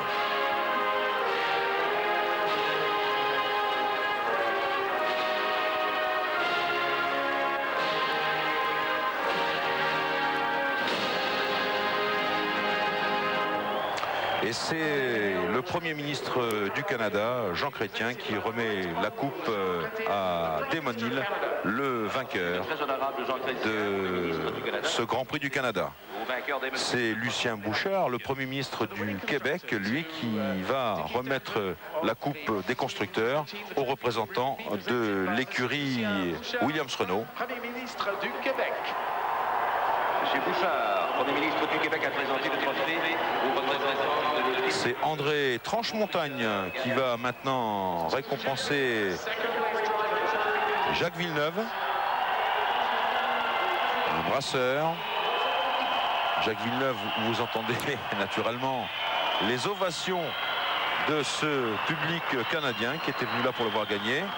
Et puis c'est Madame Nicole Pajot-Goyette, très jolie, qui est la présidente du site des îles de Montréal, qui récompense et qui fait la bise, et oui, elle l'aime beaucoup, à Jean Alesi, le 3e de ce Grand Prix du Canada, au cours duquel les Williams Renault ont été comme à la parade. Et maintenant, tout ce beau monde va s'écarter. Monsieur le Premier ministre du Canada, Monsieur le Premier ministre du Québec, et vous, Madame, tout le monde va s'écarter parce que ce sera la course des bulles à travers le podium. Attention, Madame, oui, encore une petite bise. Et oui, pour son héros, bien sûr, on comprend. Et il faut filer tout de suite. Sinon, c'est la douche. 3 garçons qui ont été méritants comme d'habitude. Jean Alesi, pas trop mécontent quand même. Il marque 4 points. Et puis, c'est l'ouverture de Carmen, de Georges Bizet, qui est la musique traditionnelle du podium, instaurée par la Fédération internationale de l'automobile. Et ici, une très belle congratulation des pilote Williams Renault, des 3 vainqueurs, Damon Hill, Jacques Villeneuve et Jean Alesi. Alors, les classements du Grand Prix du Canada. Premier Damon Hill, deuxième Villeneuve, troisième Alesi, quatrième Coulthard, cinquième McKinnon, sixième Brundle. Des points pour les McLaren Mercedes également et pour la Jordan Peugeot.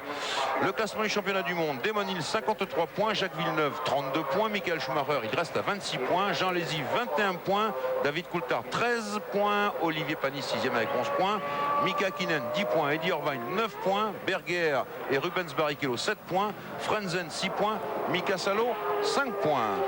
Le championnat du monde des constructeurs, encore un plein complet pour Williams Renault, 85 points devant Ferrari 35, Benetton Renault 28, c'est pas beaucoup, Mercedes, McLaren Mercedes qui remonte 23 points, Ligier Honda 12 points, Sauber Ford 10 points. Les rendez-vous de la Formule 1 sur TF1. Lundi soir, Formule 1 Magazine avec Catherine Pic et Yves Géniès. Et dimanche prochain, Automoto. N'oubliez pas, dans 15 jours, le Grand Prix de France, c'est le 30 juin à Manicourt. En voici un avant-goût avec Marc. Verte campagne et une fois l'an, le déchaînement des bolides sont dont le duel anima toute la saison. Samedi, l'un anglais avait signé la pole position. Dimanche, l'autre allemand allait une fois de plus prendre les meilleures décisions. Damon Hill gagnera-t-il enfin à Manicourt? Schumacher y signera-t-il la passe de 3? Ils passeront de nouveau le week-end ensemble à la fin du mois lors du Grand Prix de France à suivre en direct sur TF1.